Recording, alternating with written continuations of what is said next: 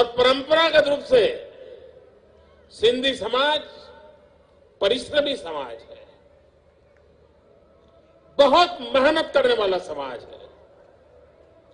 कितना ही धनी परिवार क्यों ना होगा, लेकिन वह भी कोई न कोई परिश्रम करता रहता है। वो ऐशो आराम की दुनिया में फिसल जाने वाला समाज नहीं है। और ये जो उसके गुण है, ये गुण अगर बचे रहेंगे, पीढ़ी दर पीढ़ी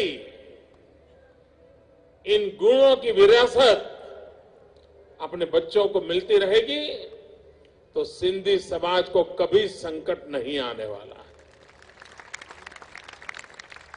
कोई संकट उसको झुका नहीं सकता है। कितनी भी भयंकर समस्या आई होगी, वो उसको झुका नहीं सकती है। मैं तो कभी कभी सोचता हूं, जब भारत विभाजन हुआ और सिंध से लोग यहां आए, अंजार में रहते थे, अभी मुश्किल से 5 साल साथ हुए थे, वो सेटल हो रहे थे, और अचानक भयंकर भूकंप आ गया था उस समय। अब आप कल्पना करिए उनका क्या हुआ होगा कि एक आफत से निकल करके हिंदुस्तान आए तो परमात्मा ने दूसरी आफत जोड़ दी, और उसके बाद भी ये समाज शक्ति के साथ आगे बढ़ रहा है। अपने आप में सिंधी समाज से बहुत कुछ सीखने जैसा है, बहुत कुछ सीखने जैसा है।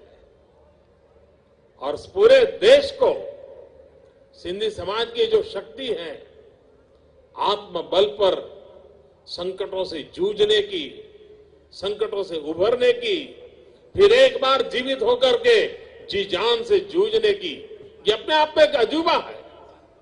ये देश की अमानत है। उस अमानत को हम कैसे चिरंजीव रखें, ये दायित्व आज की पीढ़ी का है। मुझे कभी कभी चिंता होती है, सिंधी परिवारों में भी सिंधी भाषा धीरे धीरे भुलाई जा रही है। डाइनिंग टेबल पर भी ज्यादातर अंग्रेजी में बात होती है। ये बदलाव जरा चिंताजनक है। मेरी प्रार्थना है आपसे, आप अपनी भाषा न भूलें, अपनी भाषा न छोड़ें।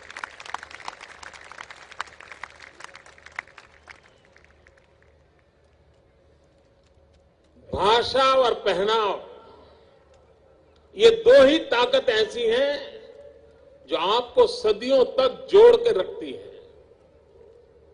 एक बार वो छूट गई तो फिर आप बिना जड़ क्या जीवन बना दोगे, और अगर जड़ नहीं है तो जीवन असुरक्षित हो जाता है।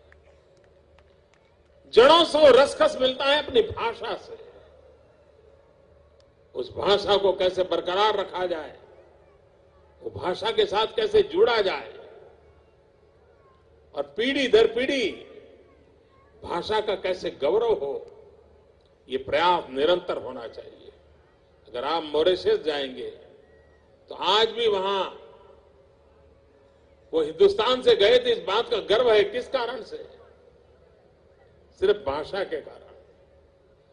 तुलसीकृत रामायण उनके पास थी, चौपाई पीढ़ी दर पीढ़ी बोलते गए, और इसलिए आज हिंदी भाषा न आने के बावजूद भी, भारत से कटे हुए सदियां हो गई, उसके बावजूद भी उस रामायण की चौपाई के सहारे वो अपनी जड़ों से जुड़े हुए हैं। इसलिए जड़ों से जुड़ने के लिए भाषा एक बहुत बड़ा साधन है, बहुत बड़ा आधार है। और इसलिए मैं प्रार्थना करूंगा कि अपने परिवार में सिंधी भाषा का गौरव, सिंधी भाषा का सहज चलन, ये बने रहना चाहिए। और दूसरी बात, आप तो गुजराती बहुत बढ़िया बोल लेते हैं, बोलना भी चाहिए, ताकि इन दोनों का मेल एक नई शक्ति देगा। मैं फिर एक बार आप सबको नववर्ष की शुभकामनाएं देता हूं। जय झूलेलाल कहते मैं प्रणाम करता हूं। आप सबको भी बहुत बहुत शुभकामनाएं।